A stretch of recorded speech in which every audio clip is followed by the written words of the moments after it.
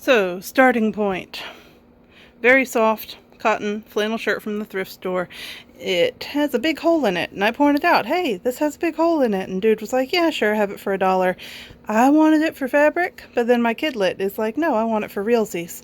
So, first step is piece of fabric inside, secure that, fix the hole, and then we're going to add some pockets, and we're also going to make the patch pretty.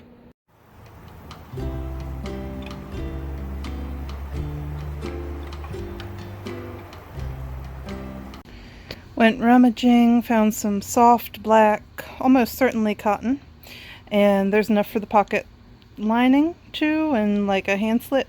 So cut off this much for that size of hole, because then everything should be very stable and I can fold it over so it won't fray. Affix that to the inside. That will be very boring, so I'll probably do that without documentation, and then we'll get into fun stuff. Alright, here's the patch, which is unobtrusive, would be fine. I drew this up.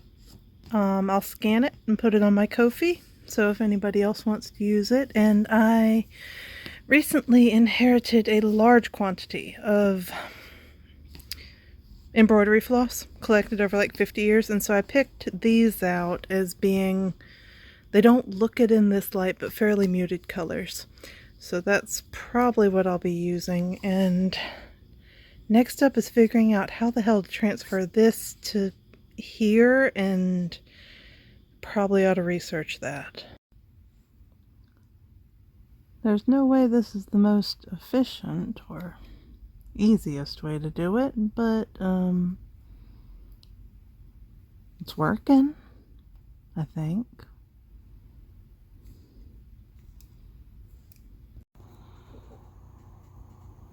You know, I've never used a single piece of embroidery floss before, and it is astonishingly soft and silky.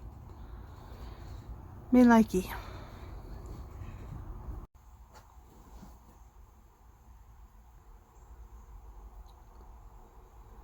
Add some sparkle.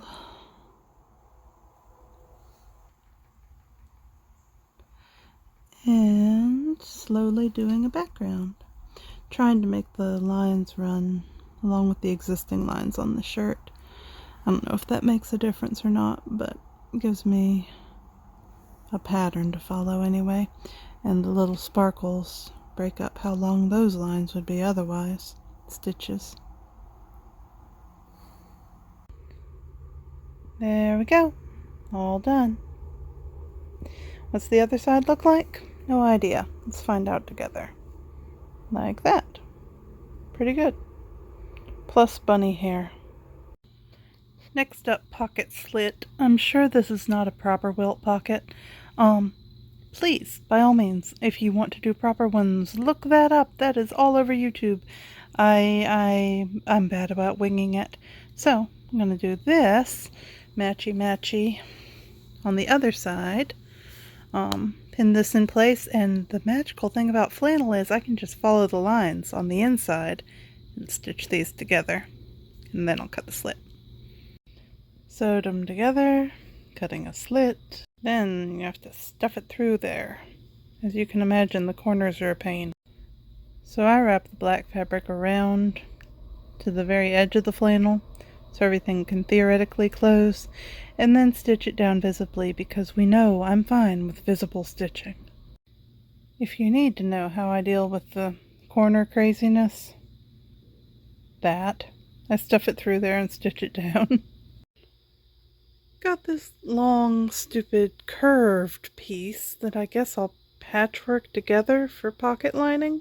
Cut up and then patchwork back together to make a usable rectangle. Also, this is the source of the bunny fluff. Hey, baby. So, just huge patch pockets on the inside, which I really thought I cut into rectangles, but if I had cut them into rectangles, I wouldn't have these goofy diagonal lines across the cream spots. Because, like, I don't know, without a light beaming on them, the stitches here are like invisible. So if I just had moved this pockets down some, then I could have had goofy diagonals here. Or if I'd cut them rectangles, I could have had stitches that look like they belong. But you know what? I can live with this. It's a casual, cozy shirt. Let's go look at it on Her Highness. Hey, doesn't she look so cuddly? Oh, show off the pockets. And a pretty little bunny. Twirly baby. Not that I did anything to the back, but behold, it is a flannel shirt that now has pockets. Let's see what it looks like open, babe. Look at the bunny. Buddy on a pocket. So honestly, the pockets make it look like a jacket, but it's really lightweight, which is really good for our climate, honestly. So yeah, works fine. Happy baby.